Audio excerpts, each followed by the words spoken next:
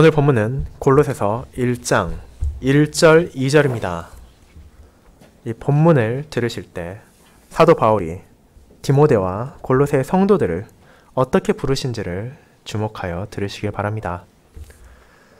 골로새서 1장 1절 2절에 기록된 하나님의 말씀을 낭독하겠습니다. 하나님의 뜻으로 말미암아 그리스도 예수의 사도된 바울과 형제 디모데는 골로새에 있는 성도들 곧 그리스도 안에서 신실한 형제들에게 편지하노니 우리 아버지 하나님으로부터 은혜와 평강이 너희에게 있을지어다. 아멘. 설교 후에는 시편 45편 1절, 5절, 6절을 찬송함으로 하나님 아버지의 아들이 되고 딸이 된 자들이 누리는 영광을 함께 찬양하겠습니다.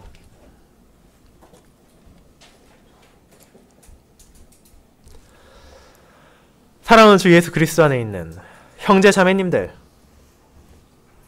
우리에게 있어 누군가를 부르는 방식은 너무도 쉬운 것처럼 보이지만 때로는 우리를 곤란한 상황으로 이끌 때도 있습니다. 우리가 마주하는 사람들 중에는 하나 이상의 호칭을 가진 사람들이 많으며 그들을 합당하게 부르지 않는다면 때로는 가벼운 지적으로 넘어갈 수도 있지만 경우에 따라 상대나 나의 감정이 상해 곤혹스러운 경우를 맞이하게 될 수도 있습니다. 그렇게 되는 것에는 다양한 이유와 배경이 깔려 있습니다. 어떤 사람은 자신에게 주어진 특정한 호칭에 대해 좋지 않은 감정을 가지고 있기도 하며 특정한 호칭으로 불러주지 않는다면 자신을 향해 합당한 존경이나 대우를 표시하지 않는다고 생각하기도 합니다. 그렇게 우리가 누군가를 부른다는 것은 상대의 배경과 생각, 그리고 나와의 관계를 고려한 판단을 내려 가장 합당하고 옳다고 생각하는 방식으로 이루어질 수 있도록 내리는 이성적인 행동이기도 합니다. 이와 같이 사소해 보일 수도 있는 이름이나 성에 따라붙는 호칭으로 인한 어려움과 난감한 상황은 사회에서만이 아니라 교회 안에서도 예외 없이 찾아옵니다. 우리는 매주일 함께 아버지의 교회에 나와 예배를 드린 이들을 어떻게 부르는 것이 과연 합당하며 가장 바른 것인지에 대해서 가끔 생각을 하게 될 수도 있습니다. 일반적으로는 큰 고민 없이 상대방을 부르지만 때로는 우리가 대화를 나눌 때 어떤 호칭을 사용하는 것이 과연 주님 안에서 우리의 관계를 가장 분명하게 반영할 것인지에 대해 생각을 해야 되기 때문입니다. 그리고 이에 대해 분명한 정답이 있어 특정한 호칭만을 써야 한다고 강제하는 것이 아니기에 이런 고민은 더욱 어렵다고 느낄 수도 있습니다. 분명 하나님의 말씀인 성경은 우리가 하나의 호칭으로만 누군가를 불러야 한다고 말하지 않습니다.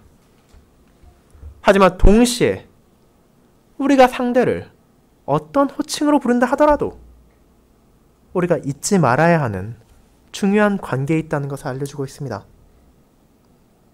우리가 신자를 어떻게 부르다 하더라도 그 안에는 대화를 나누고 있는 우리 앞에 있는 사람이 나와 함께 그리스도 안에서 하나님과 관계를 맺고 있다는 것을 기억하게 합니다.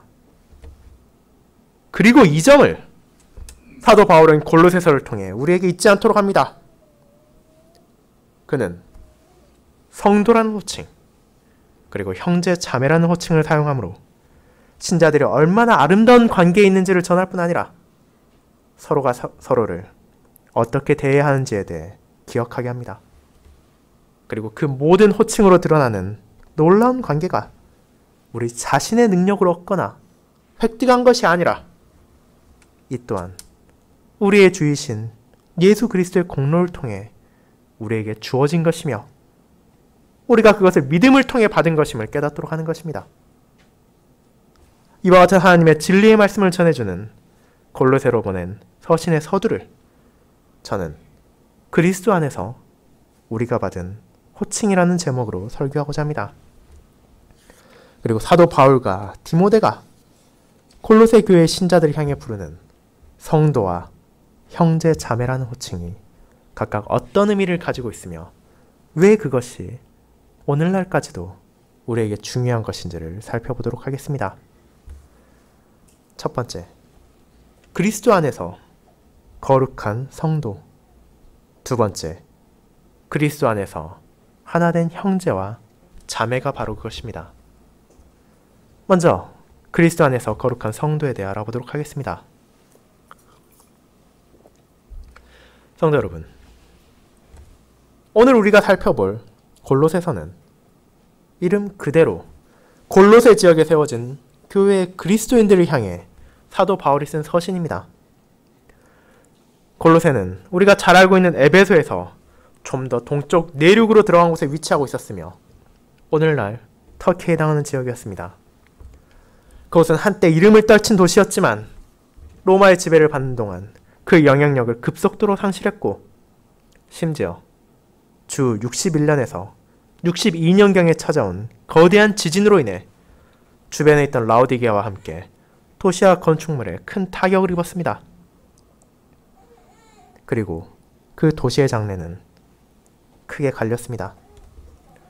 동일한 시기에 재난을 겪었음에도 라오디게아는 빠르게 복구가 되어 도시의 기능을 회복한 반면 골로새는 그 이후 기독교만이 아니라 다른 문서에서도 자취를 감추게 되어버렸습니다. 그리고 로마에 투옥 중이던 바울은 그와 같은 지진이 골로새를 치기까지 얼마 남지 않은 시점에서 이 서신을 기록하여 두기고와 오네시모를 통해 보냈습니다.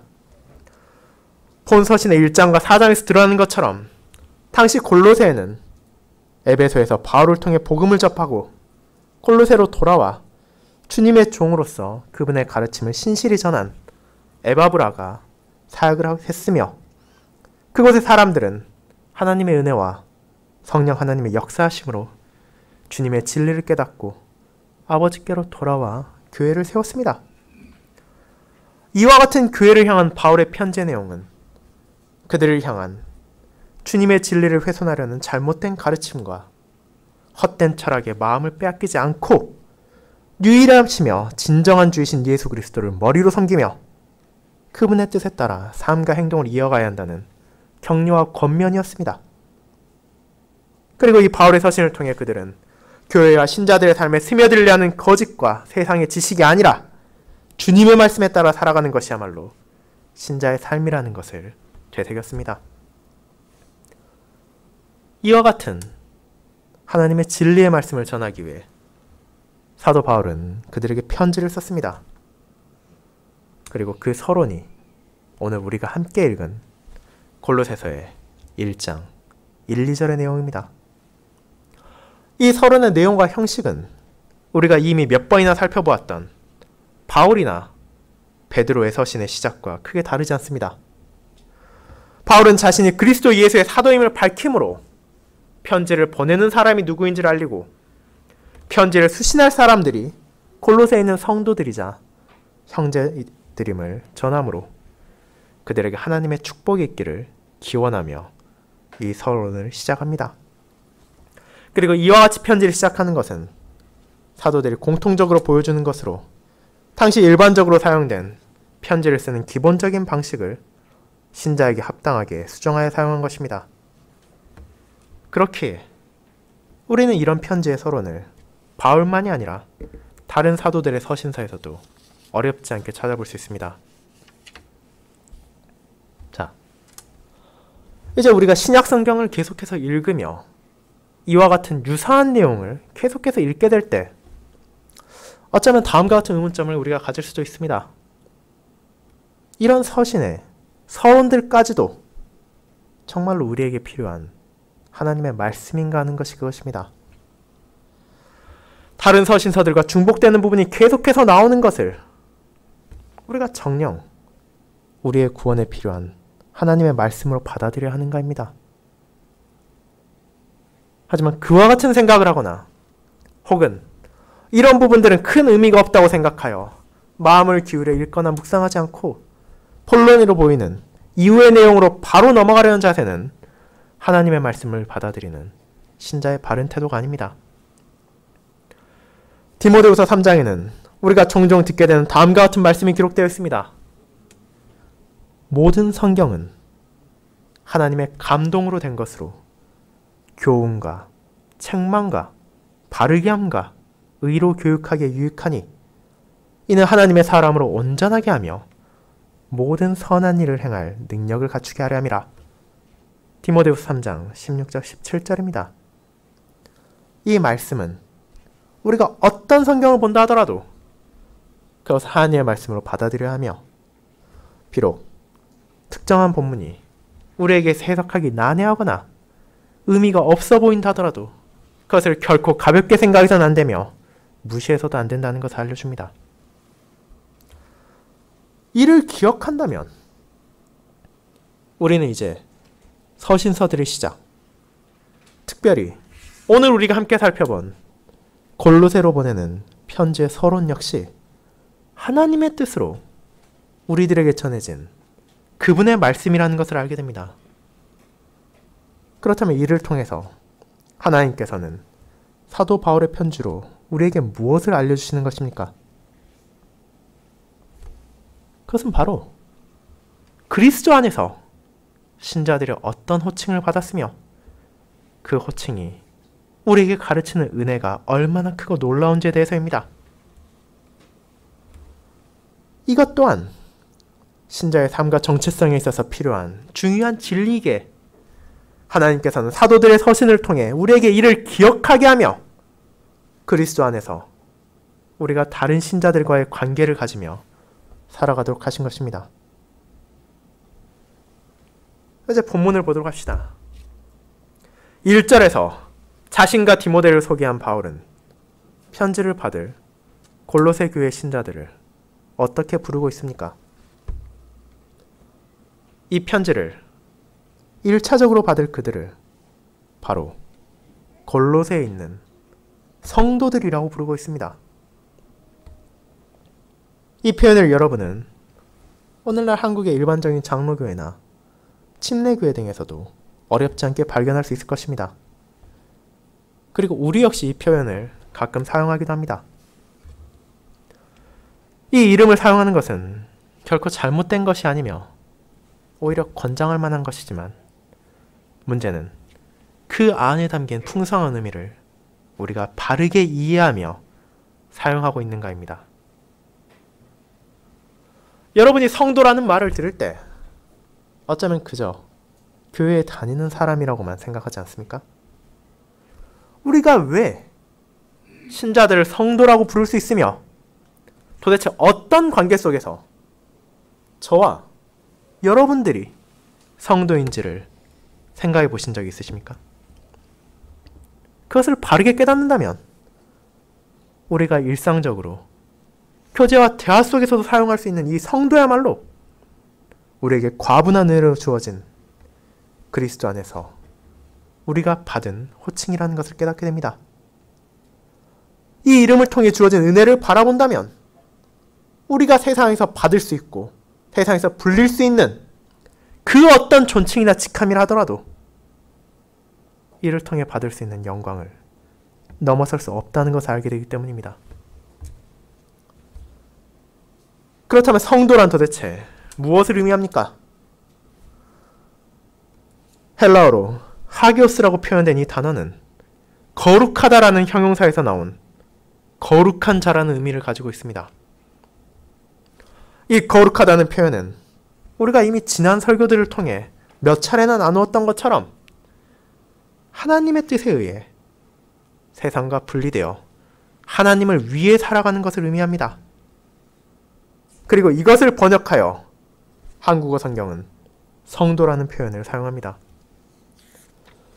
거룩한 사람들의 무리라는 뜻으로 성도를 사용하지만 사실 이 표현은 보다 직접적이고 직관적인 표현으로도 번역할 수 있습니다.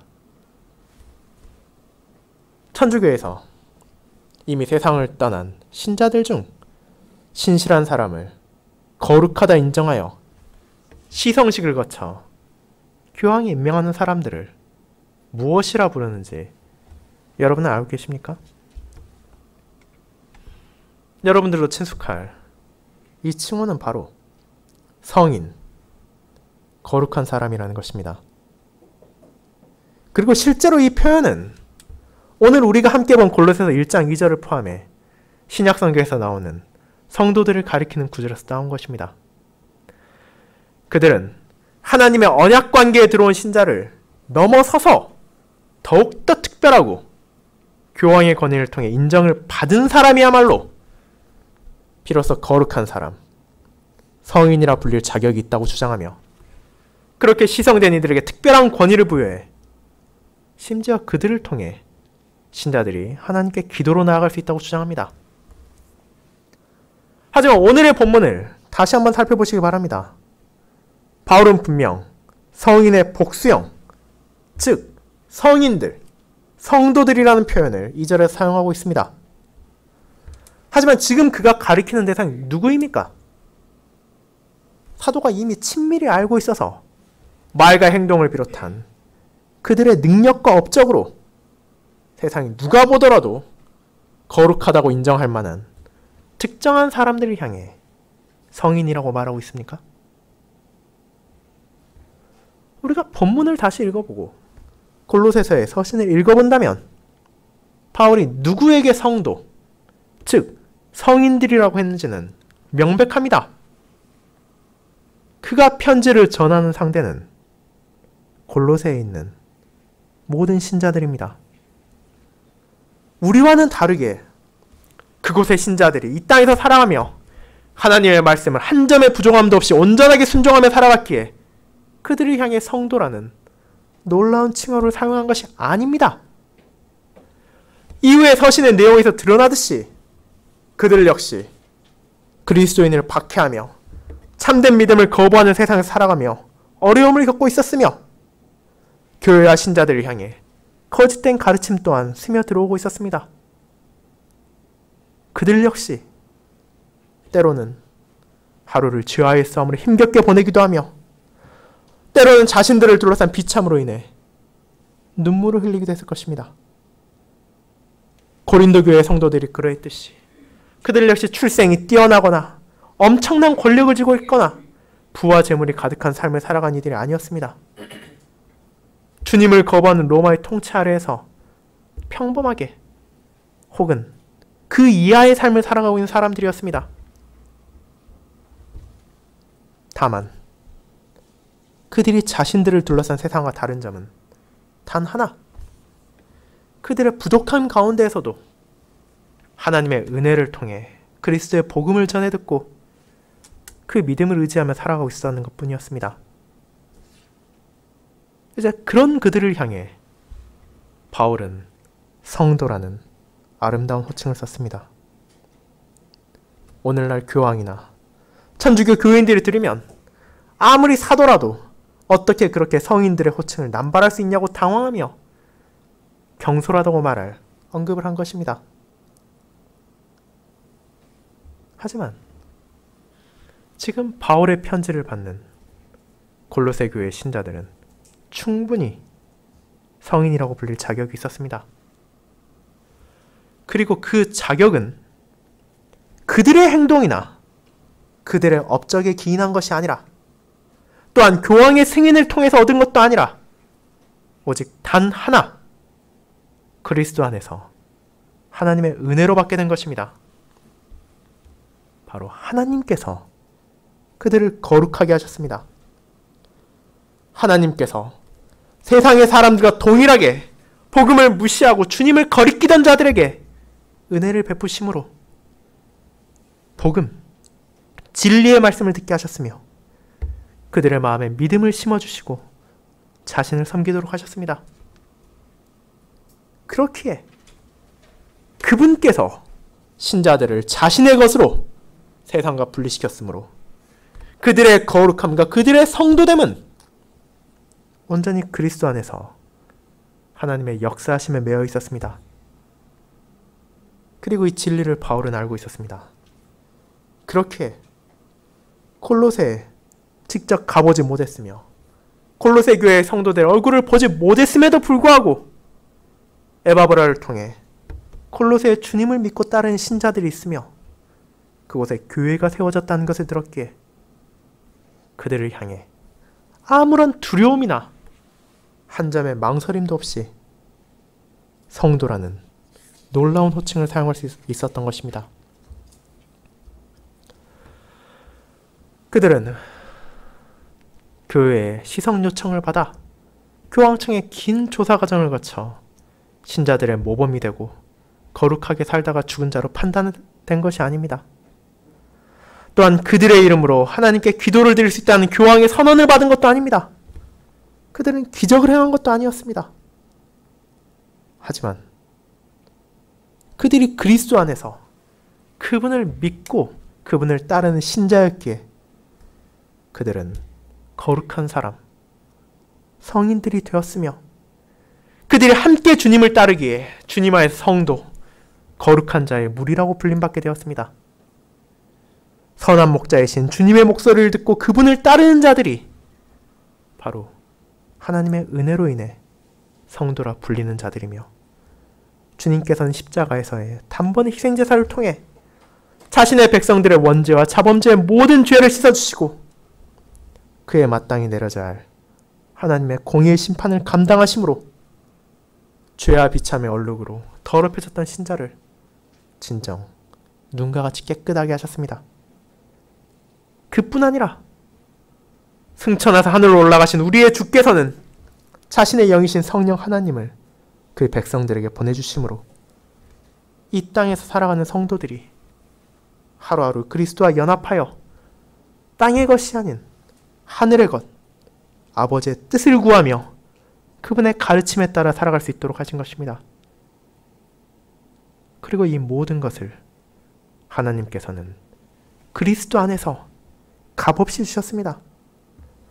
오직 그분의 은혜로 우리는 거룩하다 칭함을 받게 되었으며 그분의 희생제사를 통해 우리는 성도라 불릴 수 있게 된 것입니다. 그리고 그분의 영이신 성령 하나님의 인도를 따라 더욱더 이 땅에서 아버지의 뜻을 구하며 거룩한 삶을 살아가도록 우리의 주님께서는 자신의 백성들을 인도하십니다. 사랑하는 성도 여러분, 그렇게 바울이 골로새의 신자들을 향해 그리스도 안에서 성도라고 부른 것처럼 이제 우리 또한 서로를 주님 안에서 성도라고 부를 수 있게 되었습니다.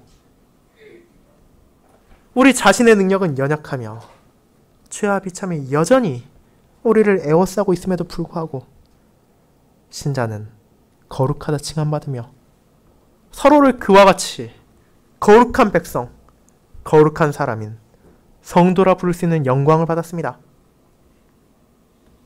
그렇게 이제 우리는 이 호칭이 얼마나 영광스러운 것인지를 기억해야 합니다.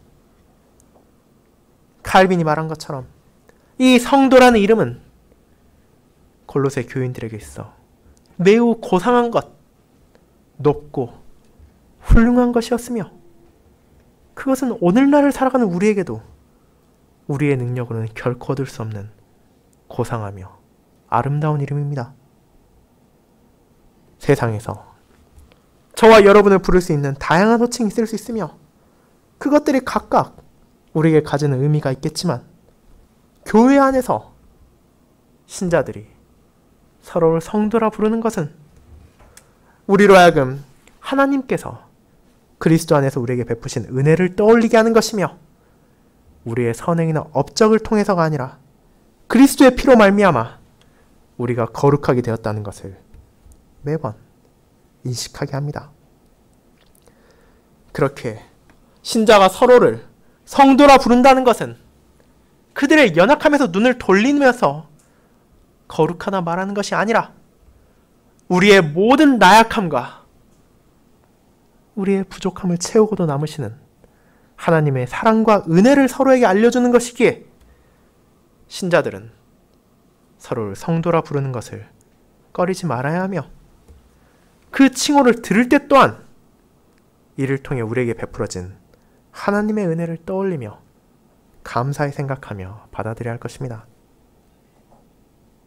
하지만 동시에 우리가 하나님의 은혜로 받은 성도란 호칭은 값싼 은혜로 주어진 것이 아니라는 것을 기억해야 합니다.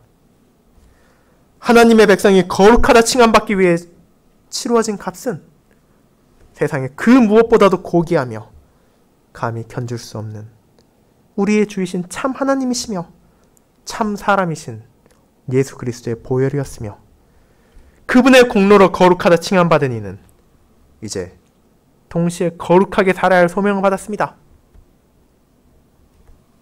애굽 땅에서 종되었던 이스라엘 백성들을 하나님께서 건져내사 자신의 백성으로 거룩하게 삼으시고 그들에게 자신을 따라 거룩하게 살 것을 요구하신 것처럼 이제 아버지께서는 저와 여러분을 은혜로서 거룩하게 부르시고 그 거룩함 안에서 우리가 거룩하게 살도록 부르십니다.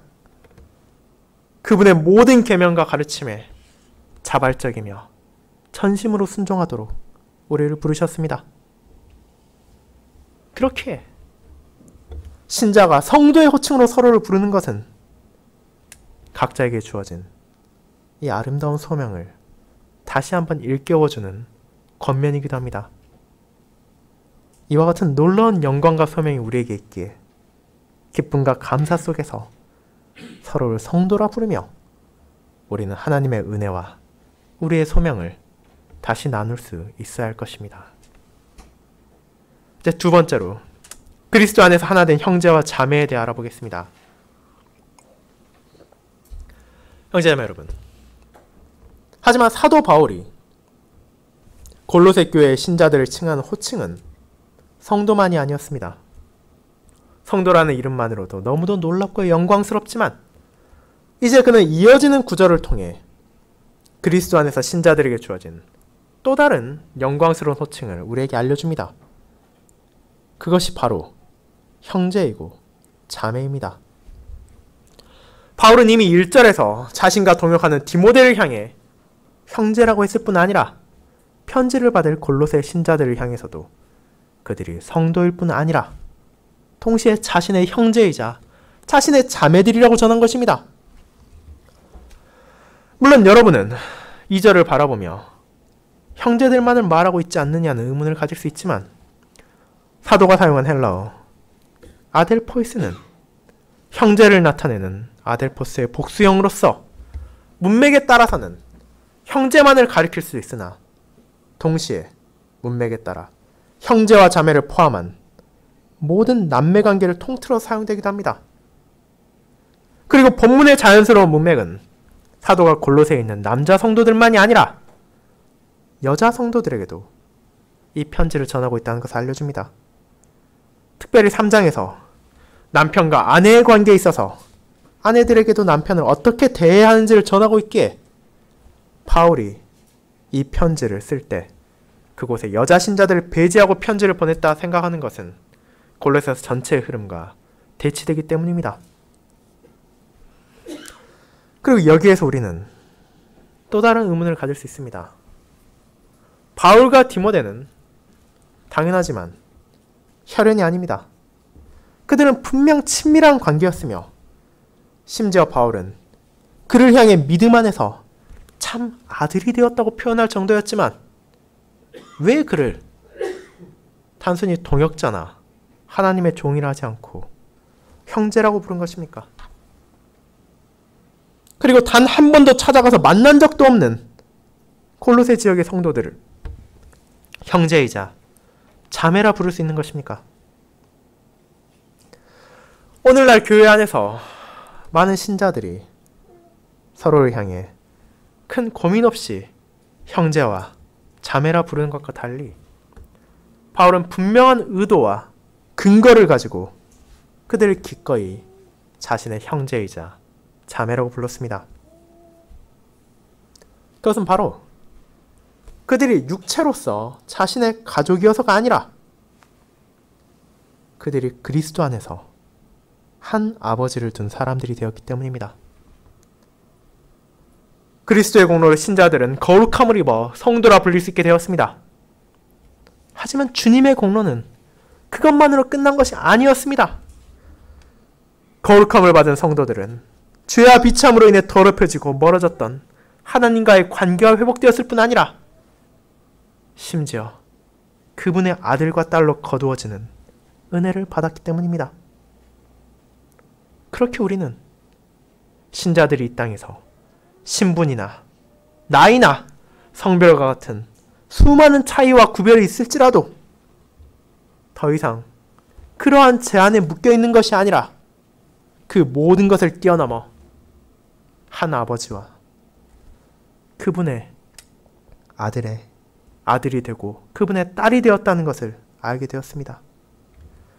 하늘아버지의 아들과 딸이 되어 그분의 영광을 함께하며 그분의 유업, 하늘의 영광을 상속받는다는 약속을 받았습니다. 그리스도 안에서 우리가 감히 감당할 수도 없는 이와 같이 크신 은혜를 받았기에 이제 우리는 더 이상 서로를 세상의 눈으로 바라보고 사회의 기준으로 판단한 대신 세상의 그 어떤 아버지와도 비교할 수 없는 전능하시며 지혜로우시고 선하시며 의로우신 하나님을 아버지로 둔 같은 형제와 자매들로 바라보며 부를 수 있게 되었습니다. 그리고 그분께서는 자신의 자녀들이 세상의 형제 자매들보다 더욱 온전하게 사랑하고 서로를 돌보도록 소명을 주셨습니다. 이 땅에서 혈육 간에도 때로는 시기하고 서로를 질투하기도 하며 싸우기도 하고 서로의 것을 빼앗으려 하기도 하는 죄와 비참을 어렵지 않게 볼 수 있지만 하나님의 자녀된 자들은 그렇지 않아야 한다는 것을 가르치셨기 때문입니다. 하나님의 은혜로 그분의 자녀가 되어 그분의 온전하신 사랑 안에서 자신과 신자들이 한 가족이 되었다는 것을 깨달은 사람이라면 마땅히 그들을 온전하신 아버지의 뜻에 따라 자신의 몸과 같이 사랑해야 합니다. 그 사랑은 세상의 형제나 자매 간의 사랑, 혹은 자신들이 받은 만큼만 돌려주는 세속적인 사랑이 아니라 거룩하시며 온전하신 아버지의 풍성한 사랑을 반영한 진실된 사랑과 헌신으로 드러나야 합니다. 그것이 바로 하나님을 아버지라 부르게 된 신자들이 누리는 영광스러운 소명이며 아버지를 바라보며 살아가는 자녀의 삶이기 때문입니다. 그리고 이와 같이 신자가 하나님의 자녀가 된 것 또한 성도와 마찬가지로 그들 자신의 능력으로 된 것이 아닙니다.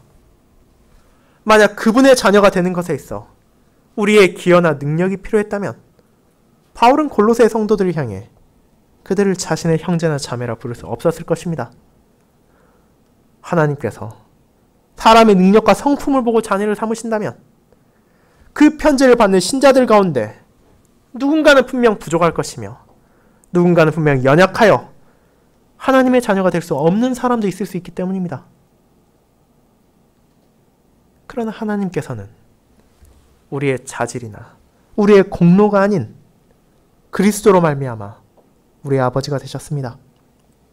그리고 선하신 아버지로서 이 세상에 그 어떤 부모도 줄 수 없는 죄의 용서와 몸과 영혼의 부활, 그리고 아버지 나라에서의 영원한 기쁨을 유업으로 주실 것을 약속해 주셨습니다.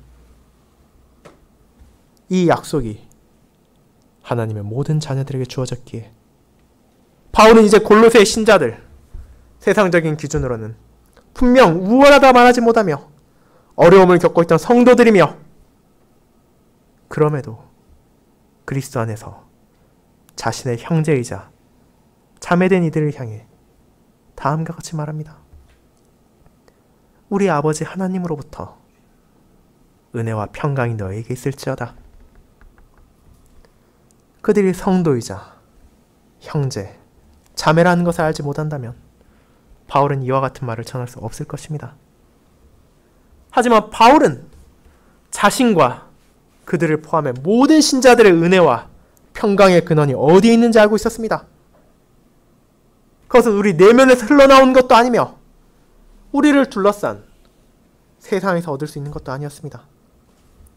진정한 은혜와 평강은 오직 모든 선의 원천이신 하나님으로부터 흘러나오는 것이며, 그분께서 바로 바울의 아버지이며 디모데의 아버지이며 골로새의 모든 형제 자매들의 아버지가 되셨기에 이제 그분의 자녀로서 그분께서 기꺼이 베풀어 주시는 위로 안에서 참된 은혜와 진정한 평강, 세상에서 기댈 수 있으며 세상에서 소망할 수 있는 하나님의 사랑이 그들에게 베풀어지고 있으며 앞으로도 그들과 함께할 것임을 말한 것입니다.